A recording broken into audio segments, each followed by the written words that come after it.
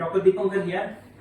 তো আমরা জানি আমাদের শীতকাল শুরু হয়ে গেছে, এনভায়রনমেন্টাল টেম্পারেচার অনেক কমে গেছে। তো এখন ছোট ছোট বেবিদের মারা, স্পেশালি যারা নিউ প্যারেন্টস, তাদের প্রত্যেক দিনে কিছু না কিছু কমপ্লেন থাকে সব প্যারেন্টসদের, যে বাচ্চার স্পেশালি নাইট টাইমে অথবা আর্লি মর্নিং ভোরবেলায় প্রচুর পরিমাণে হাঁচি হচ্ছে, কাশি হচ্ছে, নয়েজি ব্রিদিং, নাকে শব্দ করছে।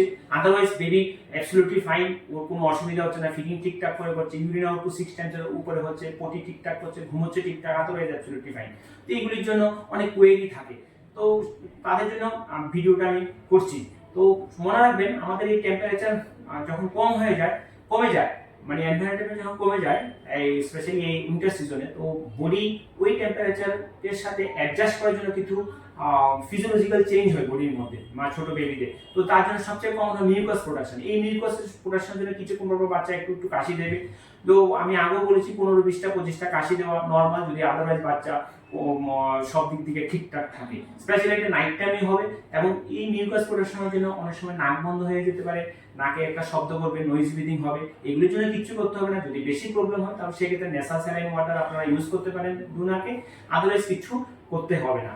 আর এর পাশাপাশি তার জন্য আরো দুটো চেঞ্জ হতে হয় বাচ্চাদের, ছোট ছোট বেবিদের ওই ইউরিন আউটপুট সাডেনলি বেড়ে যায়, স্পেশালি নাইট টাইম। তো এইগুলি নর্মাল। এর পাশাপাশি মাথা থেকে প্রচুর পরিমাণে ঘাম বেরোয়, প্রচন্ড সোয়েটিং হয়, বালিশ ভিজে যায় শীতকালে। এগুলি সব নর্মাল। এগুলি এনভায়রনমেন্ট টেম্পারেচার কম হওয়ার জন্য এগুলিকে কাউন্টার পার্টের একটা অংশ। ছোট ছোট বেবিদের যে চেঞ্জ হয়, যেগুলি ফিজিওলজিক্যাল, এগুলির জন্য কিছু টেনশন করবেন না। যদি দেখুন যে আপনার বেবি আদারওয়াইজ ঠিকঠাক আছে, ফিলিং ঠিকঠাক করছে, ইউরিন আউটপুট 6 টাইমসের উপরে করছে, normal activity, good Cry, otherwise baby is absolutely fine, সেক্ষেত্রে আপনাদের কোনো টেনশন করার কোনো প্রয়োজন নেই। সবসময় বাচ্চাকে ওয়ার্ম ওয়াটারে স্নান করাবেন। আর তার পাশাপাশি আপনারা একটা কাজ করতে পারেন, দিনের আলোতে ডে লাইটে আপনারা যে সমস্ত কাপড় দিয়ে বাচ্চাকে র্যাপ করছেন, সেই কাপড়গুলোকে একটু রোদের মধ্যে শুকিয়ে রাখবেন, রোদে রেখে দেবেন। তাহলে কি হবে, ওই কাপড়গুলো একটু গরম হয়ে যাবে, ওয়ার্ম হবে। তো সন্ধ্যার পরে আপনারা যখন আপনাদের বেবিকে ওই কাপড়গুলো দিয়ে র্যাপ করাবেন, তো বেবি একটু আরাম পাবে, হ্যাঁ, কমফোর্টেবল ফিল করবে। এটা করতে পারেন। আদারওয়াইজ আপনারা এটা নিয়ে কোনো টেনশন করবেন না। আমি প্লিজ নিউ প্যারেন্টসকে বলছি, প্লিজ আপনারা এই প্যারেন্টিংকে এনজয় করুন।